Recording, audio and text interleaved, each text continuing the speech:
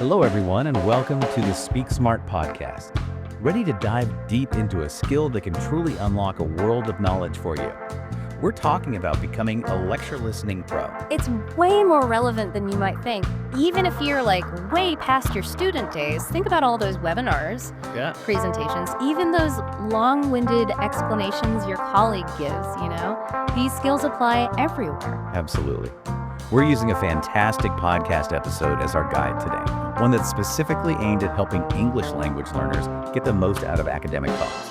But honestly, the tips are so good. They're useful no matter your language level or what kind of lectures you're dealing with. You know what really struck me? How much emphasis they put on preparation. It's like they say, showing up ready makes the whole experience totally different. That's so true. I know I've definitely zoned out during lectures where I felt totally lost from the start. Exactly. They use this great analogy of prepping for a trip. Imagine you book a flight to, say, Rome without even glancing at a map or reading anything about the city. You'd miss out on so much context. All those amazing historical sites would just be random buildings. Precisely. So before your next lecture, take that trip planning approach. Check the syllabus, do a quick Google search on the topic, even skim a relevant article. So it's about creating a mental framework, those landmarks, as you said. So the new information has something to hook onto. Exactly. And don't underestimate the power of vocab. If there's a reading list or slides available beforehand, scan for keywords. You don't have to memorize everything, but familiarity with the jargon makes a huge difference. It's like having a cheat sheet for those moments where the speaker throws out a term you've never heard before. Instead of getting totally derailed, you can at least follow the gist of what they're saying. Now, once you're actually in the lecture, active listening is where the magic happens. It's a level up from just passively hearing the words. It sounds almost obvious, but I bet most of us are guilty of passive listening more often than we'd like to admit. Especially now, when distractions are everywhere. The episode gave some really practical tips, starting with the obvious. Ditch the phone. Close those extra browser tabs. And if it's in person, choose a seat where you can actually see and hear the speaker. So it's about minimizing distractions, but also actively engaging with what's being said. Right. And note-taking is a huge part of that. It forces you to process the information and make decisions about what's important enough to write down. Do they suggest a specific note-taking method? I know there are a ton out there, but maybe some are better suited for lectures than others. They don't get that granular, but they emphasize capturing the main points and key ideas. Not trying to transcribe the whole thing verbatim. It's more about creating your own summary guide as you go along. That makes sense. And I guess it ties back to that prep work we talked about. If you have some background knowledge, you're better equipped to pick out those key points and connect them to the bigger picture. Exactly. Now, something I found really helpful was their tip about paying attention to transitions. You know those words like firstly, however, in conclusion. It's like the speaker is giving you little signposts to guide you through their argument, right? Precisely. It can make the difference between feeling lost in a sea of information and being able to follow the logical flow of the lecture. And then, of course, the age-old advice. Don't be afraid to ask questions. It shows you're engaged, and it can benefit everyone in the room. Chances are, if you're confused, others are too. But asking good questions is a skill in itself. I know I've fumbled through trying to phrase a question intelligently or worried about sounding silly. Any tips on that front? They touch on that in the later part of the episode, which we'll get to in a bit. But for now, I think the biggest takeaway is this. Shifting from passive to active listening is a huge step towards getting more out of any lecture, no matter how dry the topic might seem. Speaking of dry topics, the episode also dives into how to handle those complex lectures. You know the ones that can feel like total information overload. Yeah. I think we've all been there. That feeling of your brain hitting its capacity and just wanting to shut down. They have this technique, it's called chunking, which is surprisingly effective. It's about breaking the information down into smaller, digestible bits instead of trying to absorb everything at once. Okay, so instead of looking at the whole massive lecture, you focus on understanding one section, then the next, and so on. Exactly. And your notes become even more important here. Try organizing them to reflect those chunks of information, almost like mini chapters. That way, when you're reviewing later, it's not this overwhelming wall of text, but a series of connected ideas. Right. And they suggest summarizing each chunk in your own words, either mentally or jotting it down. It's like hitting the save button on your understanding before moving to the next piece. I love that. It forces you to think about what was actually important, not just blindly copy what the speaker said. And we can't forget about visual aids. So many lectures use slides, diagrams, videos. Those are your friends when it comes to complex stuff. I'm a very visual learner, so I totally agree. Sometimes a diagram can explain something way better than words ever could. The episode emphasizes actively engaging with those visuals too. Don't just glance at them. Make notes. Try to connect them back to what the speaker's saying. It really helps solidify the information. It's almost like you're creating your own little study guide as you go along, using both the speaker's words, A and D, those visual cues. Now, the episode doesn't shy away from the fact that even with the best prep and note-taking, long lectures can be a challenge for anyone's attention span. Oh, tell me about it.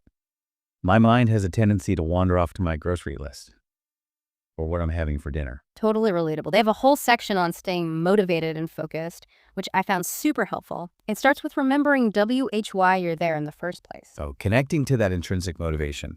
What are your goals? What do you want to get out of this? Exactly. It's easy to lose sight of that when you're an hour in and the topic's getting a bit dry, but having those goals in mind can be energizing. I'm also a big believer in setting smaller, achievable goals. Like, instead of survive this 3-hour lecture, it's understand these 3 key concepts or ask one good question. That's a great point. Having those mini victories along the way can make a huge difference in how you feel about the whole experience. Now, what about actual focus techniques? Any tips for those moments when you feel your mind starting to drift? They highlight active engagement, which we've already talked about, note-taking, asking questions. That kind of keeps your brain firing on all cylinders. But sometimes, even that's not enough. I've had those moments where I'm physically taking notes, but my mind is miles away. Oh, for sure. Uh, That's where those classic mindfulness techniques come in. Taking a deep breath, consciously bringing your attention back to the present moment. it sounds so simple, but it's easy to forget in the heat of a dense lecture. It's like you need to remind yourself, okay, brain, back to the task at hand. And sometimes a physical break is what's needed. Even just stepping out for a few minutes to stretch, grab some water. It's like hitting the reset button, both physically and mentally. Exactly. And they emphasize that it's okay if you don't grasp everything immediately. Don't beat yourself up if you're still confused after the lecture. That's such a good reminder. It's easy to feel like you're failing if you don't understand everything on the first go. But learning takes time. It's a process. They suggest going back to the material later, revisiting your notes, maybe doing some additional research. So the reader, it's not just about the during of the lecture, but the before and after are just as important. Exactly. It's a much more holistic approach to learning. So we've talked about the prep work, active listening during the lecture, Yeah?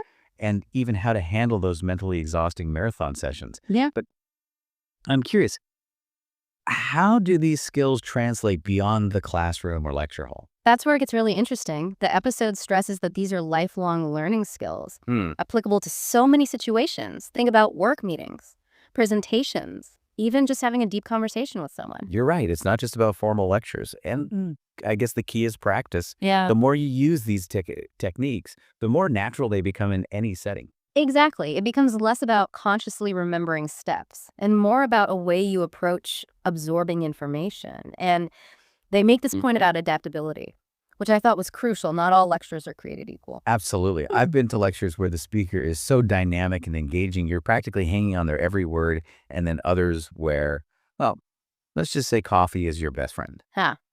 The episode talks about how some lectures are fast-paced, others more deliberate, some are super interactive, others very formal. So we need to be able to adjust our listening strategy on the fly. Precisely. If someone's speaking a mile a minute, maybe focus on keywords and abbreviations in your notes. If it's a slower pace, you have more time to really process and write down detailed thoughts. It's like becoming a listening chameleon, changing your approach to match the environment. I love that. And they remind us that it's okay to ask for clarification. Even outside of formal classroom setting, it's better to speak up than to walk away confused. I think that's something a lot of people struggle with, that fear of sounding dumb.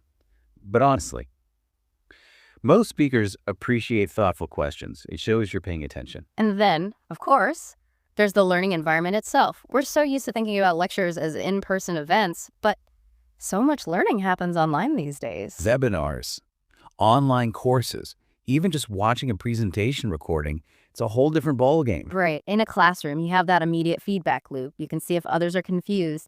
You can raise your hand. There's that energy exchange. online. It's much easier to zone out or get distracted. So what are some strategies for staying focused in those online environments, besides just closing all those tempting browser tabs? They don't go into specifics, but I think a lot of the principles still apply. Active engagement is key. Taking notes, even if it's just in a personal doc. Summarizing key points as you go. Pausing the recording to reflect if needed. It's almost like you have to be even more proactive as an online learner, since the structure isn't there to keep you on track. And you bring up a good point about structure. I think one advantage of online learning is that it can be more self-paced. You can rewind, revisit sections, take breaks whenever you need to. It's about finding what works best for you, understanding your own learning style, and adapting these techniques accordingly. Exactly. Now, towards the end, the episode gives a shout out to some additional resources that I thought were worth mentioning. They're great for practicing these listening skills in a less formal setting. Like what? I'm always looking for new ways to learn. Well, they mentioned TED Talks. Those are fantastic for exposure to different speakers, topics, even accents, and, of course, podcasts. There's practically a podcast for everything these days. Ew, I'm a huge podcast fan. It's like having a conversation with interesting people. Ah, But you can do it while washing dishes or walking the dog. exactly. And audiobooks. Those are great for listening comprehension and vocab building, Yeah. especially if you pick something slightly above your current reading level. It's almost like tricking your brain into learning while being entertained. Huh. Exactly. Now, before we wrap up, I want to reiterate something the episode stresses. Feedback and reflection are so important. So it's not enough to just passively absorb information. We need to actively think about what we've learned and how we can improve. Right. If it's for a class, get feedback from the professor. Yeah. Talk to classmates. Even compare notes. And Yeah. even if it's just for personal learning, take some time to think about what resonated with you, what you still find challenging. It's like turning those lectures into actionable steps for improvement instead of just one-time events. I couldn't have put it better myself. Well, I think we've covered a lot of ground today, from prepping beforehand to actively listening, tackling tough topics, staying focused, and even applying these skills to different settings. It's a whole toolkit for becoming a more effective learner, no matter what stage of life you're in. Absolutely. So to our listeners, I hope you found this deep dive helpful. Remember, becoming a lecture listening master is a journey, not a destination. Keep practicing, keep experimenting, and keep those ears open to new knowledge. And thank you for joining us on the Speak Smart podcast. We hope you enjoyed this episode. If you did, be sure to subscribe to our channel, hit that like button, and leave a comment telling us about your biggest lecture listening challenges. Until next time, happy listening.